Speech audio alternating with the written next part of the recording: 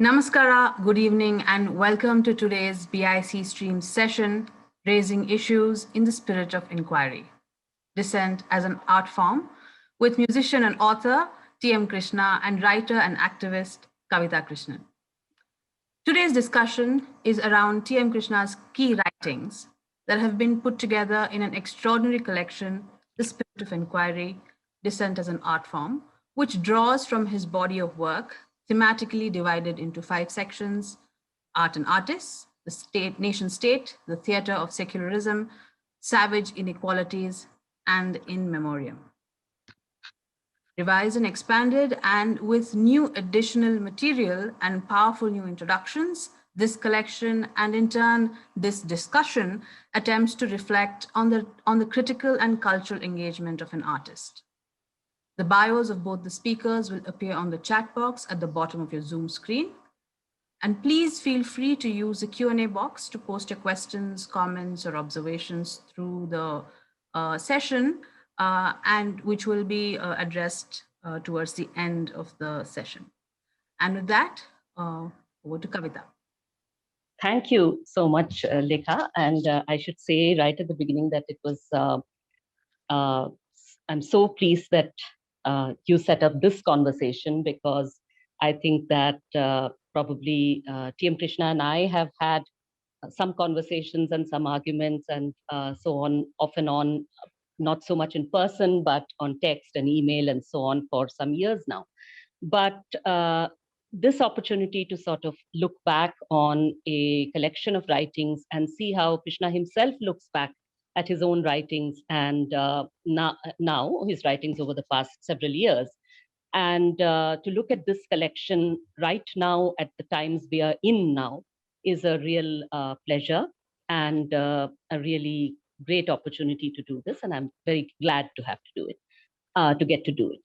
So I think that, a book that's called The Spirit of Inquiry, Notes of Dissent.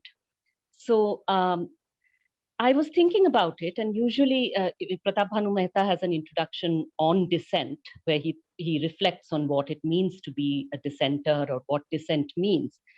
And I was thinking myself that usually people assume that somebody who's dissenting, someone who thinks as an activist, thinks about issues, is someone who is always lecturing someone else about how they should be in this world. But I must say that my greatest joy in reading this book came in reading an article which had led me to argue with T.M. Krishna on Facebook first, and then he replied on email, and then we continued the argument on email for a while. So that was an article which was an open letter to Muslims of India. And it was something which had really troubled me, because several of the phrases in it and generally the tone of it, the burden of the letter, I was not comfortable with. And so I had gone into long arguments. At that time, too, I had been pleased that it was possible to argue and without, having always to agree on everything, but, able to argue about substantial issues. But I turned the pages, read that article again, and noted that, I will ask Krishna about this on the show as well. And then I turned the page and found that Krishna had argued with himself a piece in which he has sort of done the most harsh possible criticism of his own piece, reflecting upon something he wrote in 2015. So he is looking back on that in 2021 and writing a counterpoint himself. So in a sense, if this is not a lecture to anybody, I think that these writings are a conversation with anyone who basically cares for this world, cares for the country. And it's often a conversation with himself, I think.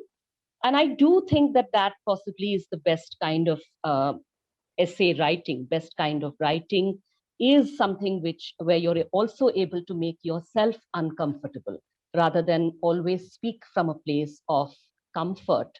So I'd just like to ask Krishna about that particular piece to begin with, and the counterpoint that he has written, and this growth that you have spoken of in writing the counterpoint, saying that you're not stationary. what would you, in general, think about, people changing their positions as time goes by, and thinking about stances that we may have taken at different points in our lives? So, how do you see yourself thinking about these things? First, I just want to say it's a pleasure to be in conversation with you, not via email or via Facebook, but virtually, but yet in person, if we can, if you can say that. Yes, I mean, going back to that piece, I mean, centering this on that piece first. Yeah, I remember this discussion we had. I had discussions with many other people. And there's one thing I remember very vividly after I wrote that piece. I got a couple of calls from some dear friends who are of the Islamic faith. And one man said, one guy said, I read the piece and I was surprised. So I said, why were you surprised? He said, I was surprised you wrote this piece, is what he said to me. So this conversation went on for some time. And I remember a month after that piece, there was an informal meeting, which was arranged by a couple of friends, and said, let's have a conversation, not on the piece, but let the piece be the trigger to the conversation.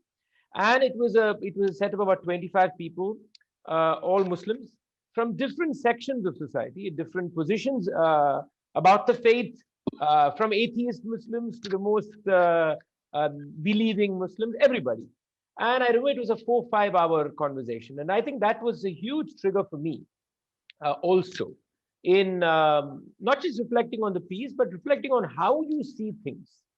I think that, especially when you come from privilege, any kind of privilege, all the grades of privilege, there are always sections that you are blind to. There are always screens somewhere. You may remove one screen, but there is another screen there, And so it's always a constant engagement to watch for those blind spots, to watch for something you're missing.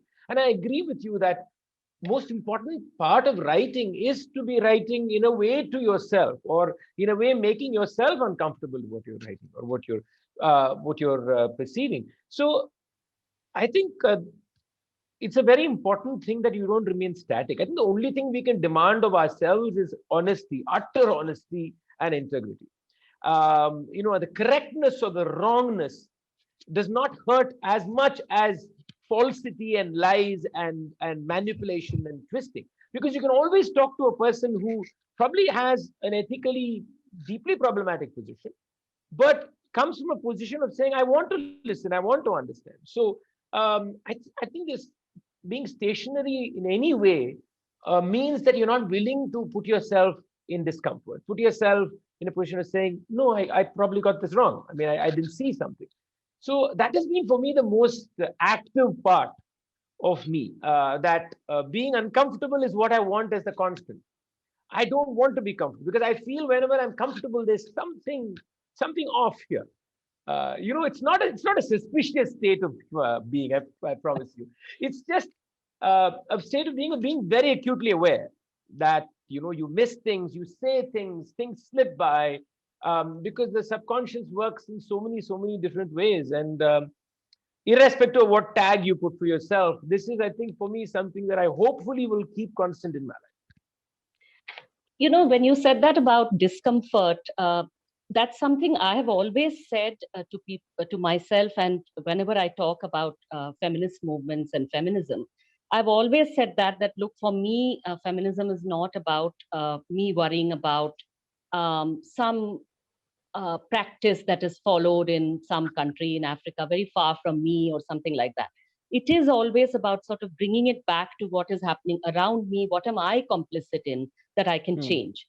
So even now, I mean, it's not as though, I'm continuously trying to bring in an argument that makes me feel off-centered or uncomfortable. And I keep saying that it's not, you're not really being feminist, you're not living it if you are not inviting the discomfort in and, questioning. So I do get where you're coming from. And you do speak in the beginning about who you are, and people's attempt to always put labels on other people, right? Put them in boxes, yes, so that you know where they belong. So you're here talking to this card-carrying commie today, and so you are called. I know I am in that box. But I thought about it, when I read what you said about being, even if someone's a communist, I mean, you had Rosa Luxemburg, who was a communist, who writes with such love about the natural world around her, and spent so much time alongside her activism recording, the natural world, and the sort of wonder she feels when she writes about that. There is something there that is beyond just the biological sort of genus species things that she is writing, Yeah. right? So what is that? It is, I mean, at some level one could think of it as some sort of a spiritual feeling. The feeling she writes about when she sees the wild buffaloes that have been brought into the prison, and she can see in their eyes the tears. So those things are a lot of feeling, a deep kind of feeling. And each person, I mean, even people who are of a particular ideology, they're not stick figures. They are persons with different Yeah, I mean, you make a Yeah. very important point. I think anybody who's stuck to an ideology actually is a non-thinking human being. I mean, stuck in the sense trapped. That's a better word, trapped. Because somewhere I think your ability to receive is then always being filtered, or always being, shall we, processed in a certain manner. You can believe in a certain ideology and yet receive many things and respond in many ways. I have met communists who are great believers in God. So Exactly. I don't see a contradiction at all, because today especially we have positioned, leftist or rightist and center, all these terms that are used, and we have, we've clogged it with a certain crusty kind of a shell. And if you call yourself, so there's almost sometimes I think a fear also for people to call themselves something because they're scared they're going to be labeled in its entirety, which is not true.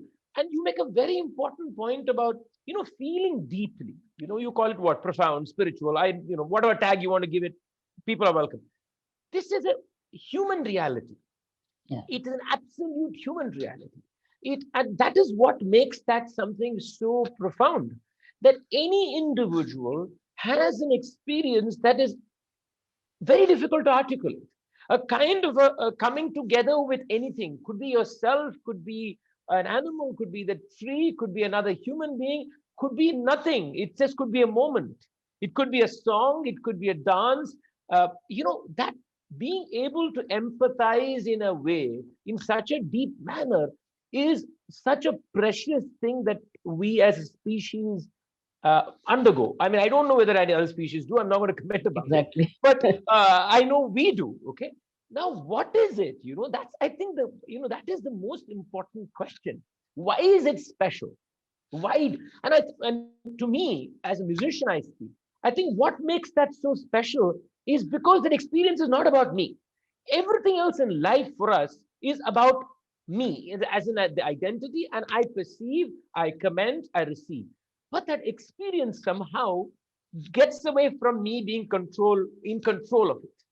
And and you feel it, empathy in its deepest sense. You have to recall Buddha here in some sense. And even if he speaks about dhamma, or empathy, he's talking about it from the point of view of not it being centered on yourself, but being able to feel beyond it in some manner. And it doesn't matter who you are, what ideology you belong to.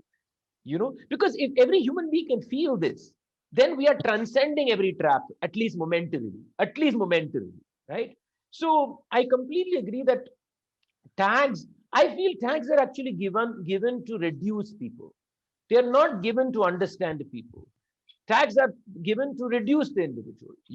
And I think I'm also complicit in it. I also throw tags at people. I also do this so many times. I presume a person who is wearing a cross thread and looks very traditional Brahmin, ticks all the boxes of me saying that man is a casteist. Okay, it's very possible he has caste feelings, but that does not mean that there isn't a possibility for a conversation. There is insensitivity in the individual. There is a possibility so I think those pathways we all have, and we have to keep that open if we really want to have a conversation.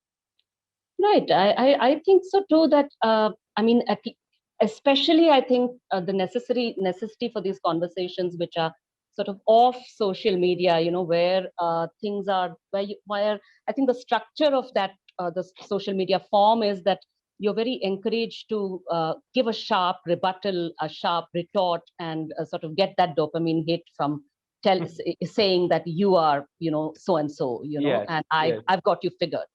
And I've made that mistake sometimes, and later realized that, well, actually, the person I have basically dismissed like that has turned out to be someone with a lot more to them. And it was my mistake of reacting to just one thing, or, one point of disagreement or whatever. So it's true. I think that I really thought about what you wrote there. I was also thinking about, a lot of your writing in this book is about our country. And you've used the word patriotism very often.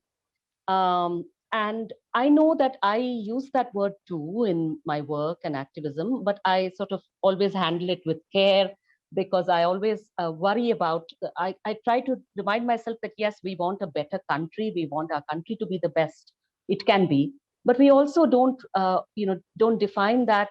I don't want to define that vis-a-vis as different from the rest of the world or better than the rest of the world. It's better for its own sake rather than better than everybody else.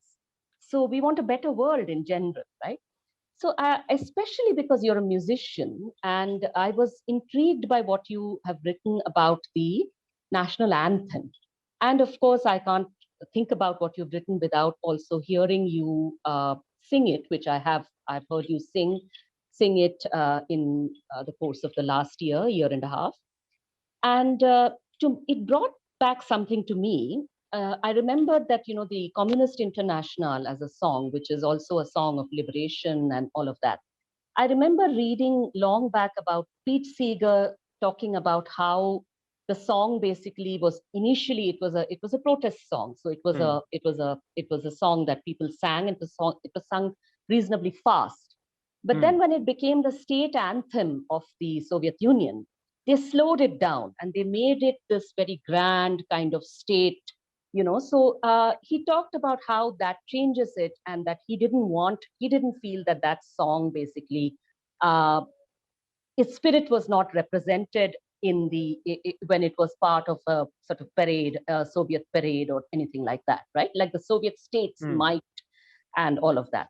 So I wondered, you've written about our national anthem, and you've seen it performed. I know that I've gone through times. I mean, I would say when I was just coming into college, when I first started questioning the idea of a blind kind of nationalism, and I remember that I would start thinking about whether I want to stand up automatically when the national anthem plays or not, right? But then I saw it in the anti-corruption movement, and it made me even more uncomfortable, both the flag and the anthem, because I felt that there was a lot of piety in that. Oh, we are good and we are waving the flag. But then when I saw the flag waved in the anti-CAA protest, the sense was very different. Yeah. The song became different. So how do you see this, music as sort of occupying these different contexts? It's a very good point. I first say, in fact, I think the opposite to what has happened with the Soviet anthem has happened in India. Yeah. You make the pace of Jana Gana Mana so fast, it's almost like a military song. We have to finish it according to the law in 56 seconds, I think, if my memory is right, or some ridiculous number like that. God, it's actually there, by the way, it's law. Okay. Technically, it's law. If you don't, you have to finish it in 55 seconds. And if you just listen to the song as we sing it with the drum and the march, it's actually not a song that's really celebratory of this land. It's a march song. It's a song that actually turns it on its head. I see very little emotion in it, in the way we congregate and sing. It's not so. Very important aspect here is there are two things we're discussing. One is melody, and we're also discussing time, in terms of speed, in terms of articulation, and what that does to, say, a line of poetry. And then there is the idea of context. We have all these elements that go into how a certain piece of art, not just music, can transform in its symbolism or in its meaning or in its relevance. And therefore, it's a very important example to look at how an art object, if you can call Jana Gana Mana an art object, it is not an independent being. It's dependent on people. its receiving is dependent on people, from the musician or the singer or the artist and the congregation, everything, and the context. So if we give meaning to it, it's we who give meaning to it. It doesn't have meaning by itself. Janagana Mana by itself may have semantic meaning, but it does not have meaning as in what it gives you, right? So I think it's a very important idea for us, because when I first sang Janagana Mana, I sang it. We rarely sang the national anthem in our schools. To be very honest, Right. but I have always been very uncomfortable with both nationalism and patriotism. I mean, both these ideas create a lot of discomfort in me, because if you look at it, this country came into being without a nationalist idea in one sense. If freedom is a nationalist idea, it's a different thing altogether. Let's keep that aside. But this was a country that could not have come together because of language, because of ethnicity, because of race, because of religion. There was nothing that tied that whole body together into one identity that usually drives any nationalist agenda. And it fought away the Hindu nationalist idea. It actually made sure that that was not the basis of this country. So this is a very intriguing space. I'm not saying it's a greater space than any other country, let me say that, but it's an intriguing space. So our reason for staying together is exactly the opposite of nationalism in that sense. It's exactly the opposite of nationalism, that we can celebrate a togetherness without actually having something culturally to unify us. Because we are culturally so different. We are cultures in the plurals, right? So what is Jana Gana Mana, or what is the national anthem in this whole sphere? And for me, the rediscovery of the anthem happened when I saw the other verses of the anthem. Very honest, the unsung part of the song, if I can say. Because if you look at it, the spirit of seeking a better world, like you said, a better land, not call it even a country, is there in that song. Because the song goes on, Tagore speaks about, of course, the darkness. It's a pre-independence period, but nevertheless, he's talking about the darkness, and he's talking about what there is the sun rising in the hills of the Northeast, and the sun will rise. This is actually a song of every individual, especially the individuals who are on the margins, who are being oppressed in many ways, who are marginalized. So I'm interpreting it. So it is a song of hope. It is a song of an inner awakening. He's seeking an awakening in people. Now we have turned that to a geographical marker of different parts of this country. Made sure that all the parts were ticked off. Of course, the Northeast is not mentioned in the anthem part of the song, but the song has it. And called it about the rivers and about the spaces. So in a way, we have picked the part of the song that tried to make us military, marchy section of, just drawing a boundary, rather than the spirit of what we are. Because I think that the other verses actually give us this idea of saying, we need to be better people. We need to fight oppression. Which is why the spirit of the song is a song of protest for me. It's the protest from comfort, actually, in many ways. It's a protest asking for us, hopefully, for a better way of being. So the anthem itself is very interesting. Any of the national symbols are extremely intriguing for us to observe. And I think there is a necessity for us to reimagine them than be parrots. And I think CAA protest, in a way, did it because of the context. They were able to reimagine it in a manner, that had not happened for a long time. I mean, I have not seen Emergency, so I don't know. But in my days of knowing, this is the first time I saw that song doing something else, doing something very deep. There were tears not because you felt you're Indian. There was tears because you cared, and that to me is important. Yeah, in fact, I remember thinking, when I visited the Shaheen Bagh, I used to say this also, that I've often said that in schools, you should have some kind of constitutional sessions rather than Correct. morality teaching. And to my mind, the Shaheen Baghs were an ideal model for that, because it was a place where people came and reflected about society. It wasn't where everyone already had a set idea. They were not being taught a specific syllabus. And as you say, the song was really moving. I had not seen the Janaganamana being a moving song, something that moved you to think and moved you to feel Right. before. I mean, I had not in all these years. But I was interested in something else that you wrote about the song, and I'm pushing you a bit on that because you're not just talking about the content of the song and the context. You said that when it is sung as a drill, you said it becomes unmusical, and you're a musician. So I'm asking, people will say how, because after all, it is the same tune. It's if it has all the best, instruments and the best people singing it, why is it unmusical just because it's, if it is in drill, if we all have to stand up to attention and, So that's yeah. That's why I spoke about. I mean, I didn't elaborate on that point. I said, what does speed do? Time do, for example, to a piece of music is a very important aspect. Now, when I say unmusical, what do I mean? Do I mean it's off pitch? No. Do I mean that people don't sing it correctly? No. Is there a flow? Of course, all that. But what does it mean to be musical? That's the deeper question we're asking. You can have the most violent lyrics sung in a way that's very musical. And there are songs like that, by the way. I mean, they sound very good. If you didn't know what was being said, they sound. So is it musical? Will you call that musical? Now, can you detach it from the multiple meanings that it actually gives?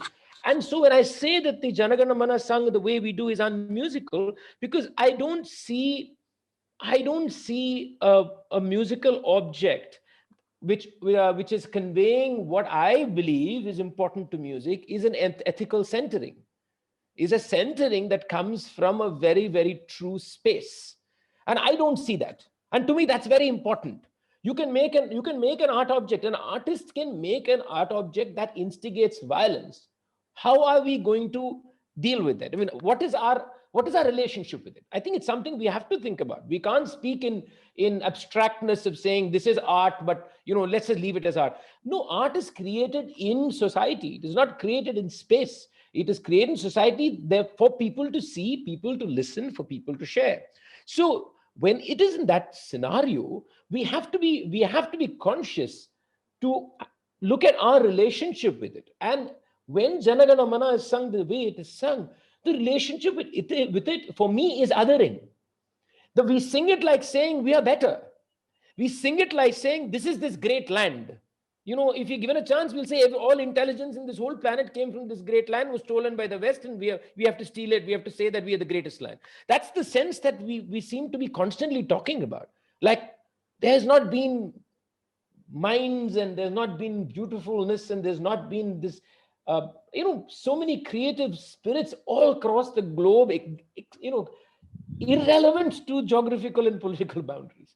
So Janagana Mana today is actually something that others, people of every other space. You're not celebrating only here. You're saying we are better. And to me, like you said in the beginning, this singing that is an oppressive song. It's a song of violence. I'm sorry, I would say it bluntly. To me, that's a form of violence. Well, it's being used violently. It's being used as a pretext to beat people up on Absolutely. the lynch them. And that comes from there, doesn't it? It comes from exactly that. It comes from exactly that spirit of saying, if you have to succumb to that song. Imagine, that's what we are saying. You have to succumb to that melody. You have to, you have to give yourself up to that. And if you don't, then you don't deserve to be treated as an Indian, whatever that's supposed to mean. And therefore, I think, in fact, I would say the rediscovery of the song will be first thing to say, sing it differently. Sing it with heart. Sing it slower. I will say the opposite thing to what Seeger said. I say sing it slower. Slow it down. It's not band music. There was this whole argument about which song should be the national anthem, the Constituent Assembly, actually. And one of the things that they said is, one of the reasons, by the way, Janagana Mana was chosen is because they felt it'd be good for orchestral band playing. That's true, by the way. And that's the most stupid argument. I'm not going to tell you who made it. I think it was Nehru who made the argument. And I think it is utterly stupid. It's a mindless argument. I don't remember who it is. So if somebody says it's not Nehru, I'll accept it. Okay. But whoever it is, it's a mindless argument that you need band music to bring people together. I mean, just look at let's just let's rewind a bit and look at the different varieties of what were independent songs in this country. Yeah. The fervors were, there was multiplicity of fervors. There was that very, very strong, brave, courageous. There was also the tender. There was the, so I think we have completely reduced it to, and I feel one of the reasons it's getting violent is also because the nature of the way we sing it. We all often forget that the aesthetic of something is far more influential in the way we behave than maybe what is even said at times. But that's actually very intriguing to me because, in all that you write about art also, and this is, I think, when I've always, ever since I read an Unequal Music and the Carnatic story, your Sebastian and Sons, it takes for me a sort of struggle, a leap of the imagination to really understand what it is, what you're talking about when you're talking about music as an abstraction, right? Music as in why we enjoy music, what is it? So are you saying that anything, I mean, it's not just the national anthem, but anything that is musical, anything that is art, is not just something that is performed by someone and, just everyone accepts it. It's not something that everyone learns and then sings correctly, but it's something that is a collective sort of making of meaning. So in every concert, something you are singing, depending on your audience, and I mean, even the people in the audience are people who are part of making that a musical experience. Is that no? no? So first, I mean, each art form is different, right? Performing is you have an audience. I mean, if you're doing plastic arts, you probably are doing it in your own. So I won't go into those Right. nuances that there are. But yes, music or art is an abstract experience. I mean, it can be an abstract experience, put it that way. All I'm saying is that there are two things. We can't hold on to the abstractness as being something that's happening by itself. Abstractness, what is abstractness in art? Abstractness art is being able to experience something beyond the context of just one event. Okay, therefore it touches upon the inner sense or inner feeling that then connects to larger events, and events in the future could be any time, right? Feeling deep sorrow, for example, could be something that an art piece triggers in you. The art piece itself may be a result of something violent that has happened at a certain date in a certain place, which the artist is responding to. But your experience of sorrow from it is the abstraction, right? That's so. So when that event is still there, it's held on to the event, but you experience sorrow in the deepest sense, which means that sorrow stays with you, even if the event is forgotten. Okay, now that's abstraction. But that abstraction also happens with people. It happens with you and me. So we are in a way participating even in abstraction, not just in the literal. We somehow think that when we experience something, if you all go, say somebody is dead and there is a song being sung over the dead body, we all cry that day because we know that individual and that song triggers nostalgia, etc. Now that's a literal experience which we are willing to say is shared. But it is also shared when the sorrow of that moment goes beyond that moment and we all still retain it. So whether it is literal or abstract, it is still participatory, which is why we have art. Why did we create art? We created art because there is a larger participation which is possible through art. And every art form, every genre, every different way of looking at it provided for a different window, a different door, a different design of feeling. So yes, meaning is nothing but what we give, whether it is semantic or non-semantic, sonic, visual, light, movement. It's meaning that we give. The artist provides an environment for multiplicity of meanings through abstraction, multiplicity of meanings through the literality.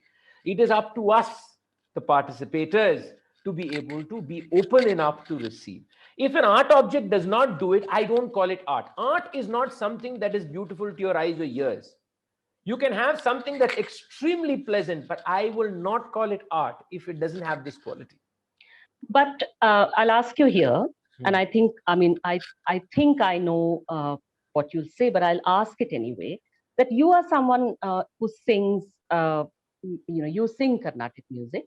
And you also write, you're also very vocal, you also, people don't like your views and all of that. There's all that argumentative.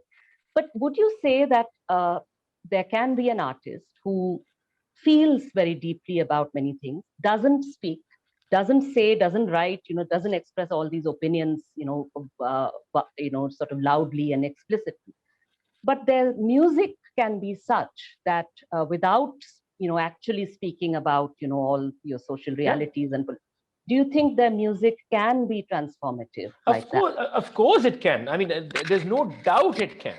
I think somebody like Picasso is a great example, visual artist who I think felt deeply about many things, expressed it completely through his art. He rarely said, I mean, he did write a little bit, but not so much. I mean, I will not say he wrote so much. So it is possible for just the art to speak by itself and to be connected in this deeper sense. Of course it is possible. And in fact, I demand that from an artist. I said, if it does not have it, there is something. It is also possible that an artist does not, say, fall into the paradigm of a person who thinks of larger things. It's possible. But yet, somehow, in spite of that, their art may still be able to do a kind of a transformation, even from the microcosm that they belong to. Even that is possible. So I think we can't negate any of these possibilities. And there's no necessity for every artist to be articulate in writing or speaking or being political in this sense. But there is a problem if the artist is not believe that the art is doing is not political. That is just complete nonsense. So you're not disparaging, and I want to say that here because I know that over Sebastian and Sons, there's been, loud argument.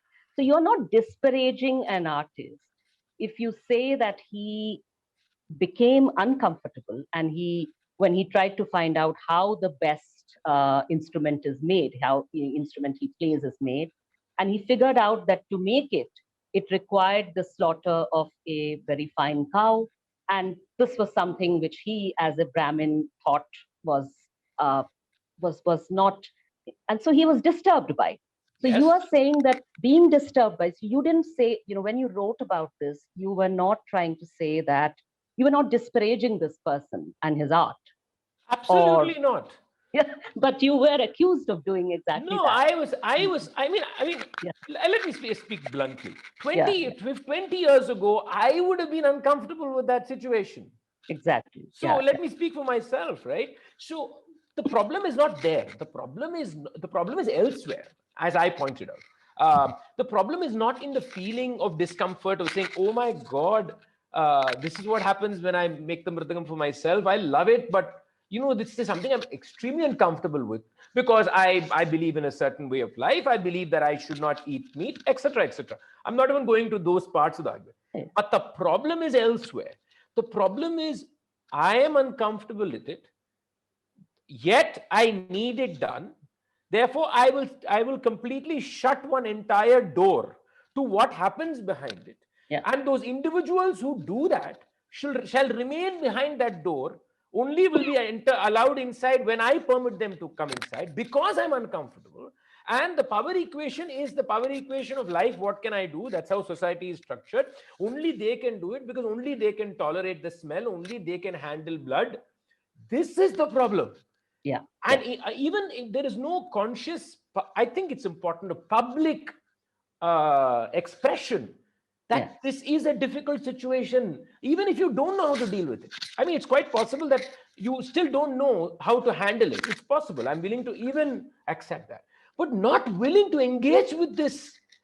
Yeah, and really, to repeat the myth that no, this is all dead cows only. Exactly. I mean, that is just lies, and that is completely unacceptable to me. That is unacceptable to me.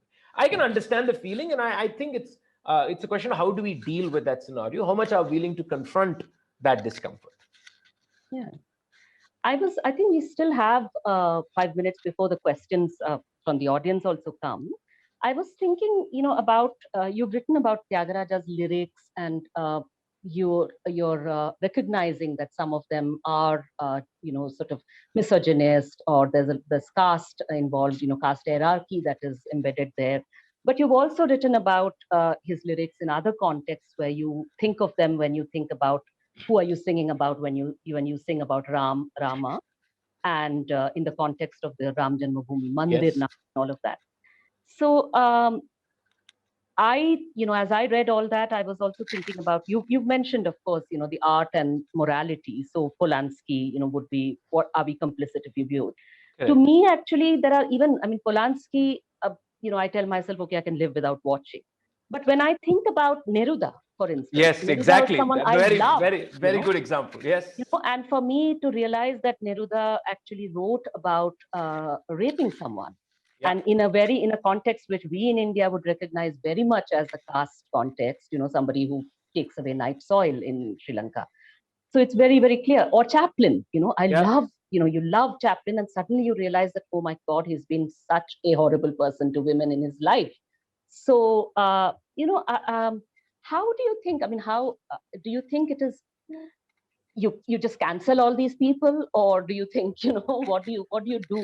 I don't think there's an easy answer. No, I I find do. it hard I to. don't think so. I tried addressing it in that kind of a wrenching piece, because even there are two positions that are usually taken. One is, of course, cancel all of them. Their art is irrelevant. The other position is the art and the artist are separate, and therefore they are not. So I find both positions problematic. Both are problematic in their different ways.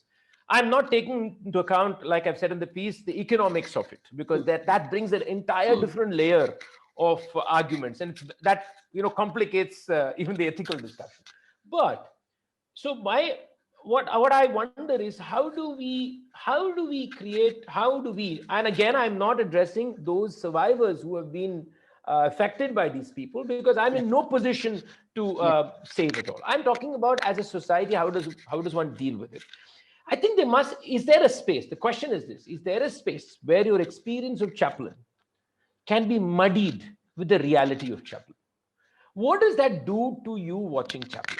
That's the question I'm asking. Or you reading Neruda, what does it do to you? Is it possible then you read Neruda differently? Maybe is there a different kind of a receiving that you get? The complexity that what seems to be completely dichotomous, and something that you don't think will coexists here. And in receiving it as the fact of coexistence, as a receiver, what does it do to that art that you're receiving and to you as a person? That's what I feel somehow is something that we can grapple with. I'm not still saying that there's an answer there. I don't think there's an answer there. But I think there is something there, because I grapple this with, Tyagaraja's composition. There are about 5 or 6 compositions which are deep problematic. I mean, to his credit, it's a small number, to be very honest, in his big work. So yet they are difficult. I've not sung some compositions for a long time now, because I have yet not found. I mean, I can make an announcement and sing it, but that's not it. I have not found an aesthetic entry point to complicate the experience. So I need to find that aesthetic entry point for me to mess that experience.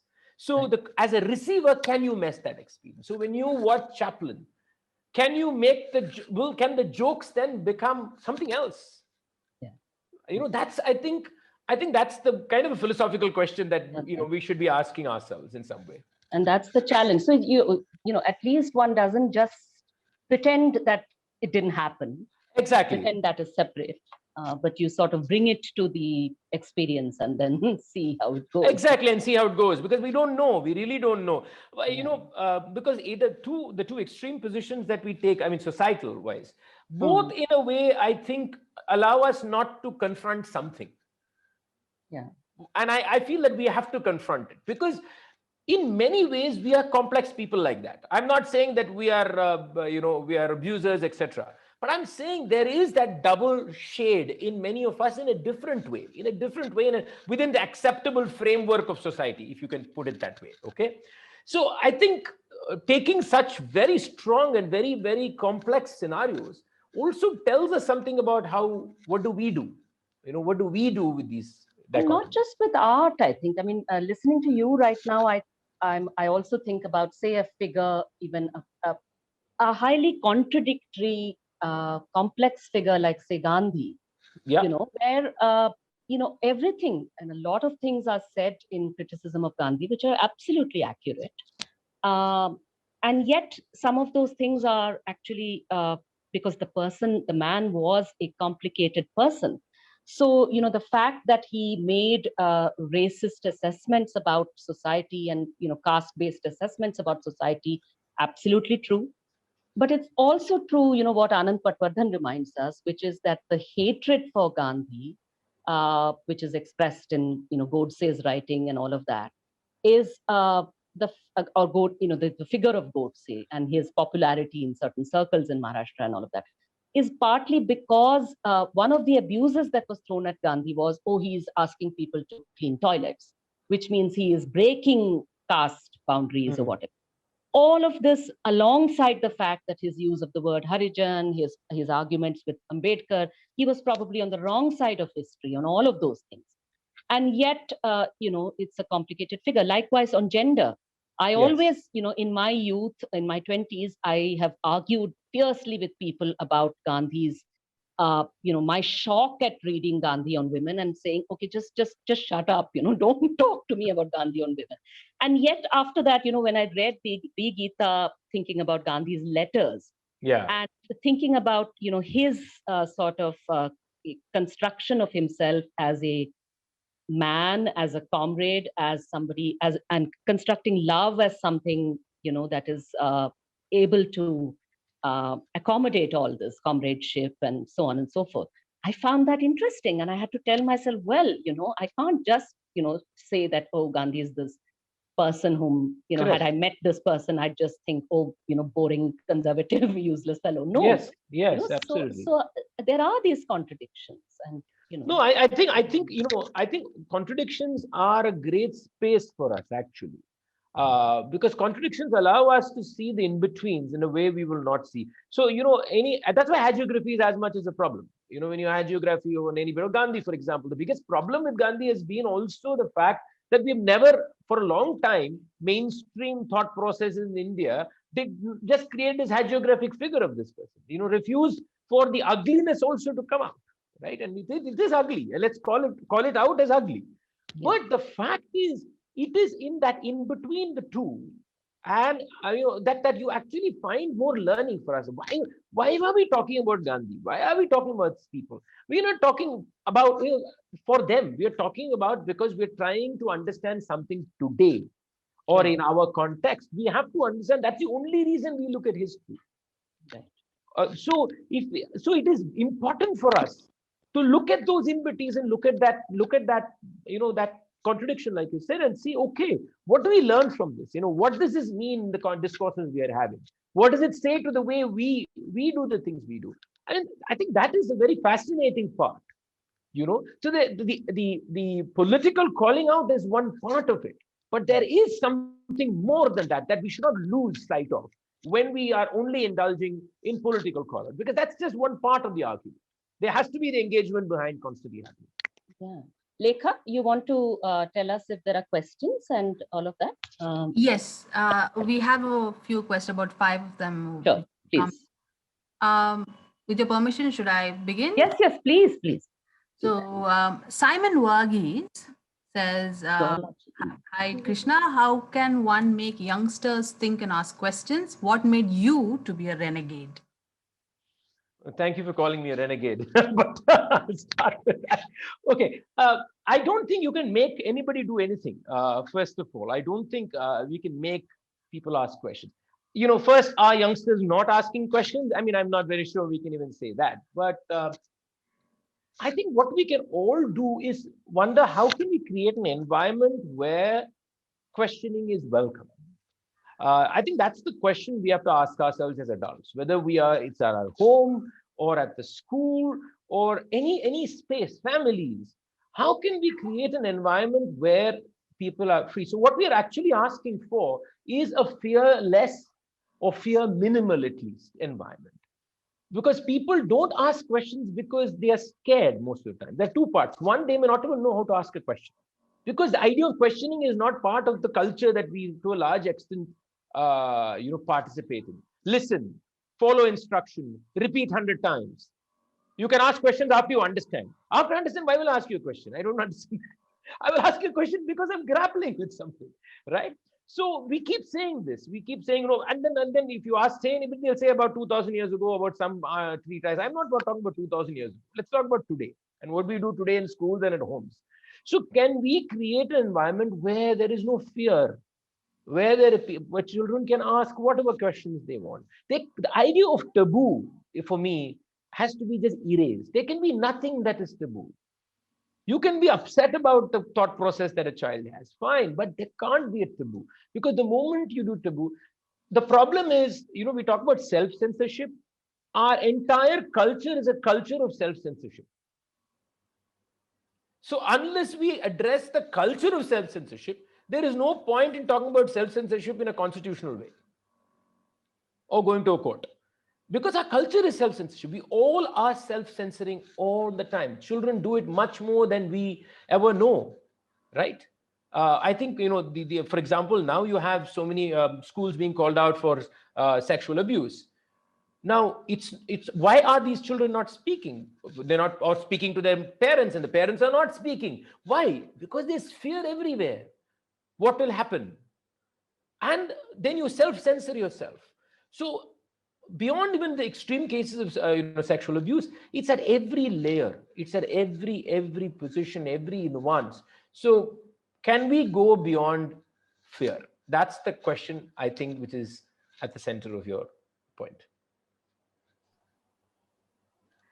Aishwarya Om Prakash asks, for the privileged who are not victims by FAR measures, hypocrisy is a real and a relevant stage to go through in the process of quote-unquote inquiry and participating in dissent.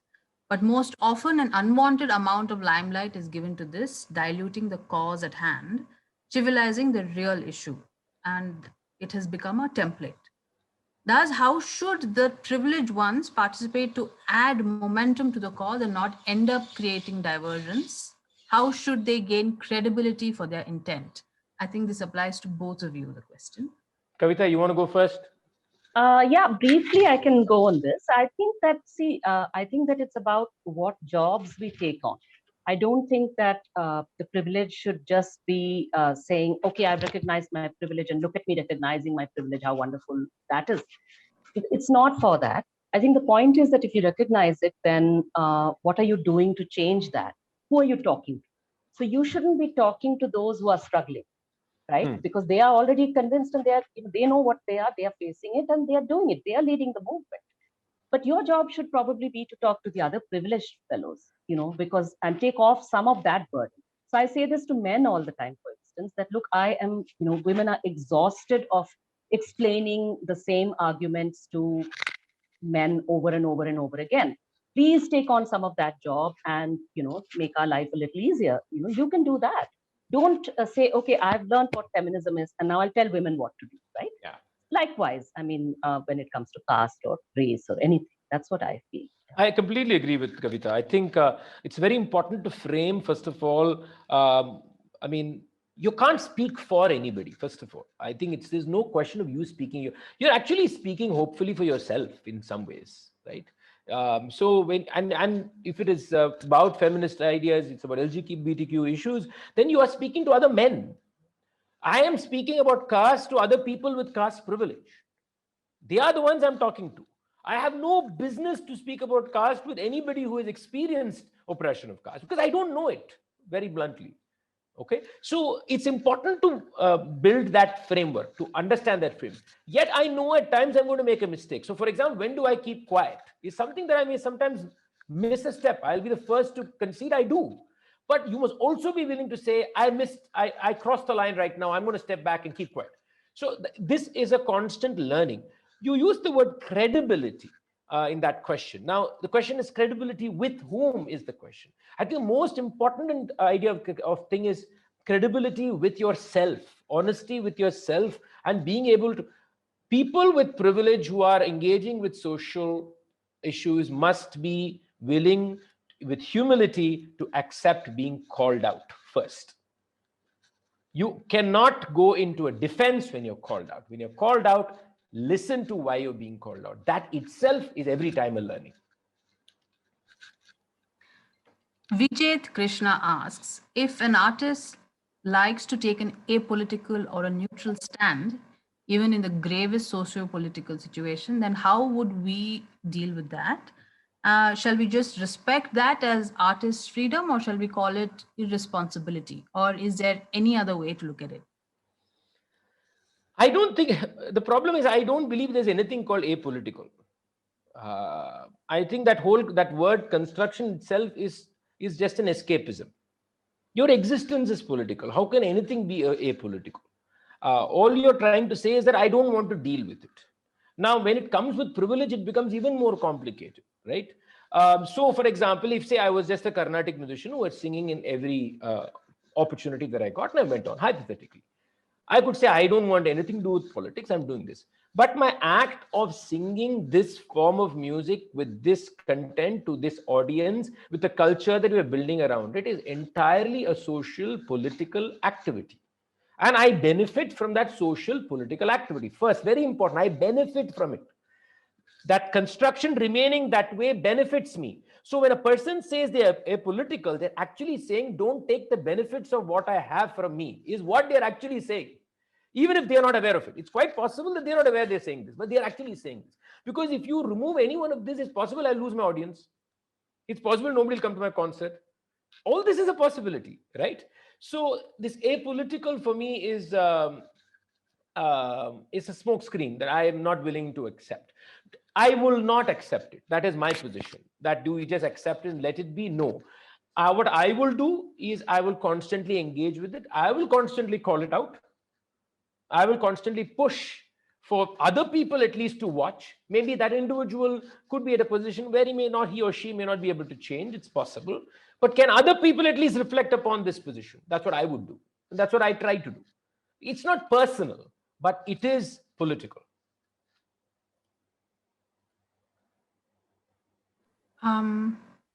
Maybe a couple more questions.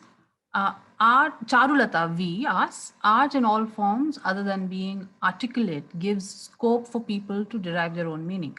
How much of writing it without mincing words becomes a cause for dissent to a rasika? While the whole concept of... Can I just go there again? I want to understand better. How much of writing it without mincing words becomes a cause of dissent to a rasika? While the whole concept of the inquiry is to discourage exclusion and open the mind to newer possibilities, how do we avoid people from feeling threatened? I hope you got the question. If I understand it right, how do we avoid people being threatened by the inquiry and therefore losing out in the aesthetic experience? Kavita, you want to try as a listener rather than me as a musician? Yeah, I was thinking about that. See, I think that, I as a listener, of course, for me, it was the opposite experience, because I think that the immense discomfort I used to feel with so many things that Krishna has talked about. When he began speaking about it, I found a way to reconnect to music in a different way. But I think about others, around me, my family and so on, who have been enjoying music. And I think that why would they feel threatened by someone talking about the foundations of that music, about saying that we are just seeing this whole? We are just saying, what he seems to be saying, suppose, Krishna's saying, okay, look at the caste privilege that has come to be historically part of the Carnatic music ethos. I love Carnatic music, I'm listening. How does acknowledging caste there mean that, oh, this artist is just, hurting me, he's threatening me? That I really don't understand. I think it shouldn't be like that. It should be the other way around, that if you're enjoying the experience, you shouldn't feel threatened by someone who loves it. Obviously, it's his life, no? He's singing it, he lives it, he is singing it. And if he is able to live with it while recognizing all that's wrong with it, so why should the rasika feel, differently? Can I just add something? Yeah. I'm just wondering why the threatening happens, maybe the threatening has got nothing to do with actually, me in that way, or I mean, not an individual. I mean, the person would be threatened by this individual X, whoever this individual is, would be threatened by any conversation on privilege. Okay, that's what I get from this. And what is happening here is that the person is threatened by this conversation on privilege. Unfortunately, it is about an environment that they love. Right? So maybe the question should be, why are we threatened by discussions on privilege? Forget about music. Forget about music. Because I don't believe you can have, some people have said, what you say is all right, but say it nicely. What does that even mean?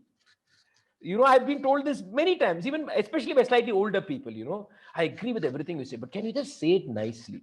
Now, how does one say something like that nicely? I mean, I don't know. Maybe there is a way and somebody else's way. So I think the issue is ultimately about being challenged about your own privilege. And that is anyway taken as a threat. Okay? Because you're not willing to be vulnerable in that questioning. It so happens here is that you love the art form that is also coming from this individual or these people or this culture. And therefore you say, I love this, but I'm threatened by this. What do I do? So I think the question should go, why are we threatened? And can we think about that deeply? And then you will not be threatened, I think. I think it's also those who say they're threatened, I think are also, at least the ones I've encountered, are also because they want to believe that that is a superior form, that it is devotional, it's superior. And here's somebody coming who's performing it, absolutely, superbly, and yet who's saying, oh, it's not devotional for me. So they're threatening the precepts which you held so dear all this while. They're threatening your certainties about that form, the things you've said about it. He's saying other things about it, but you're not really listening there because you're so, the noise of him, knocking down these pillars is resounding in your ears so hard. So I would just tell anyone, just look at the other things he's saying about the music. He's writing about this music in a way, for me at least, I'm not saying this just as praise for Krishna. I hope others also write in that manner. But to me, it opened my eyes about better understanding music and, what that means. Why is that music pleasing to my ear? That is something, you're grappling with and finding it easier to understand. It's better than saying, oh, how wonderful and devotional it is, and I see God when I listen to music, right? This is something else also. So are we too busy talking and we've overshot our time, Lekha? We have, but I think we can go a few more minutes. No problem. Sure. You have a question? Yeah. We have actually several questions. We'll have to sacrifice some of them, and I think we'll pick the last two questions. Okay, I will club two of them, and so we can take three. Purima Jaraj asks, your thoughts on music and religion, bhakti to God, and so on. Is it to only channelize emotions and feelings with the crutch of religion? And NR Suparna in capitals says, don't you think becoming judgmental is the principal problem? How can we judge Tyagaraja or Rama, mystical or historical, without understanding the context? Okay, to the first thing is, see, there are different kinds of musical forms in the world. Each have a different intention. There are musical forms that are entirely religious. Bhakti Sangeet is entirely religious. Gospel music is entirely religious. Qawwali is religious. So there is religious music, because the question is about music. There is religious music. And therefore, that has a role. And the role is very clear, to make you feel the fervor of God, of religion. Therefore, their intention is clear. If you are a believer in God, and if you go to a satsang, and if that musician who is, sing the congregation doesn't make you feel that you felt God at that moment, that person is a bad musician. So you realize that the Bhakti Sangeet musician is actually also doing a kind of a function there. It doesn't make it lesser. It's a function to make sure all of you have that kind of I actually think that aesthetically, I've always said that political music, that is political activism music, and religious music are very similar aesthetically, because they both operate with the same aesthetic principle. For example, you will find lyrics being something that congregationally people can remember and repeat. You will find important words constantly coming and highlighting. So there is a structural similarity because both look at bringing everybody into one belief or one ideology, into one system that they can together do. Now, in either case, if it is done badly, if the song is badly written, if it is tuned not in a way that everybody can think, it's bad music. That is different. But I presume you're also asking this question because you're wondering whether Carnatic music is religious music in some way. I have always said I don't think Carnatic music is religious music. In fact, I don't agree at all. And I can go into the details of it. I've written a lot about it, but I'm not going to now, and why it is not. And this comes from entirely understanding and analyzing the music that we have. The religious basket comes from the cultural environment of the people who participated in this music. And therefore, if you look at what was the culture inhabited by the Brahmins who primarily created the composition we sing today, you will find all that expressed in the compositions. So therefore, it's cradled within the culture. And in that culture, a certain form of religiosity, you have to be specific here, a certain form of Hindu religiosity practiced by the Brahmin community comes to the fore. Does that make it religious music? Not necessarily. It is not religious music like Bhakti Sangeet. Bhakti Sangeet is religious music. This differentiation is a nuanced differentiation that needs a longer discussion, analytical discussion, which I can't do today. So I don't have an issue. And suppose at the same time, suppose you go to a concert and say, I feel I saw Rama when T.M. Krishna sang a song. I may tell you I never saw Rama, but I have no business in negating the possibility that you saw Rama, right? I will not negate, but I will make one argument that the intention of the music is not for you to see Rama. That argument I will make. But what you experience is your right, for which I have no right to judge. Just extending from there to the question of whether we can judge Rama or judge Tyagaraja. Actually, nobody is being anachronistic here and expecting Tyagaraja to tick the boxes of our thinking today. We are not trying to do that. But what we are trying to do here is saying, what relevance are you gathering from Tyagaraja today? That's what's being challenged. Let's be very clear.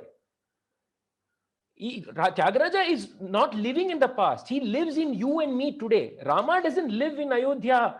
Rama lives in you today and me. The question is, what are we deriving from it? Are we willing to complicate what we derive from it?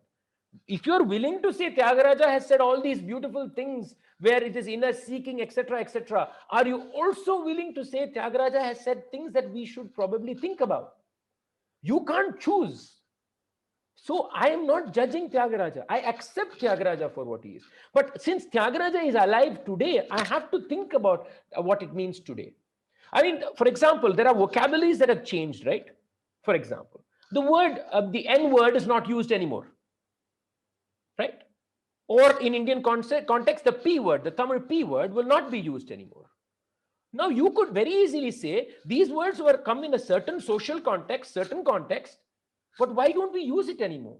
Because we realize that through a period of time and through social awakening and through protest and through affirmative thought and action, everything, we have to change, which means certain things have to change. Why? Because they live in our today context. It's exactly the same.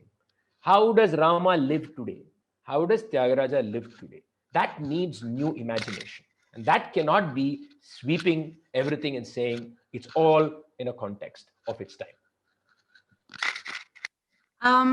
So we'll close with a question from Shekhar Deshmukh. Are societies in general afraid of freedom?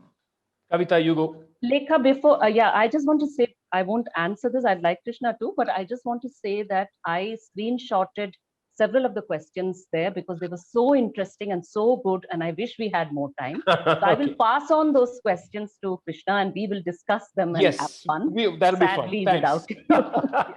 So you go ahead and answer that one. Yeah. What's the last one? What was it? Lekha, what was the question? Something about our societies afraid of freedom. Are societies in general afraid of freedom? I mean, human beings are afraid of freedom. I think, again, let's put it this way. It's actually a complicated question. First, can we generalize human beings as one set of people? I mean, I just wrote an essay on Krishnamurti, and this gets back me to that. So, in some way, I mean, again, we can speak of freedom in the ideal, but we also have to speak freedom in reality. So, our society is afraid of freedom. First of all, who has a choice for freedom? I mean, we have to ask these kind of questions. Is freedom itself something that is offered to some but not offered to others? I'm not talking about the ideal idea, but I'm talking about the very real notion of freedom as we express. And yes, we are afraid of freedom. We are afraid in different ways and for different spaces. But why are we afraid of freedom? I think the fear in freedom is because we don't actually believe that freedom is for everybody.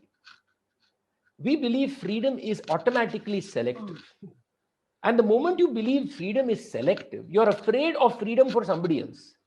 If you come from a position of power, you're okay with your freedom, but then I'm not okay with that person having a freedom, right?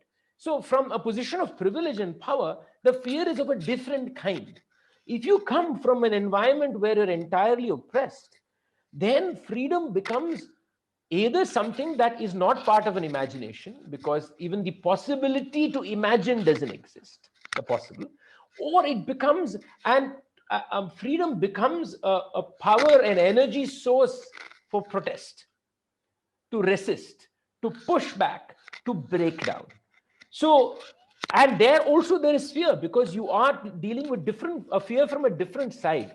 You know, everybody experiences fear in the same way, but all fear is not the same. The sources of those fears make it different. So we can't say, you know, this whole human condition issue of fear and freedom, I'm a little antsy about. Because yes, the experience is the same. True. But we have to look at where are they coming from. So yes, there is fear of freedom, but I think there are different reasons to be fearful of it. And we have to probably dig deeper into the different reasons, depending on the context of the individual or of the society itself. Yeah, I too would have said exactly that I think much of that fear is about the fear of other people's freedom, other sections, but yeah. Eduardo Galeano has something really beautiful on fear, basically. I don't recall, but it's prose, but it feels like poetry when you hear it. About fear, who's afraid of what? You know, men being afraid of free women and things like that. Yeah. Lekha, are we? Yes, we have unfortunately run out of time. Yeah. Any closing notes from Kavita? I just want to say thanks to Kavita first before she says anything. We've always been a great admirer of all her work and all she writes and all she does. So it's honestly, I'm not saying this to flatter her in any manner, but it's truly a privilege and pleasure to have this chat with her. And I'm sure we'll continue arguing. Absolutely. And I know that it's totally sincere, because it's the same on my side also.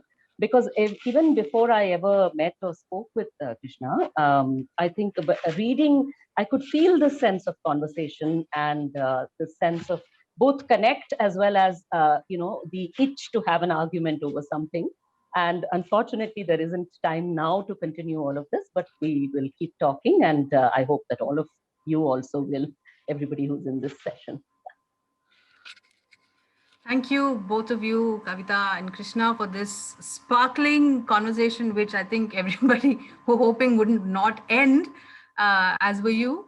And which this conversation has only, for me personally, reiterated the immediacy of an engaged artist, therefore an engaged human being or a citizen. Hoping that we all keep making these notes and having the conscientiousness to keep dissenting. Thank you, both of you, for your time. Thanks to everybody who joined us today, and see you next time.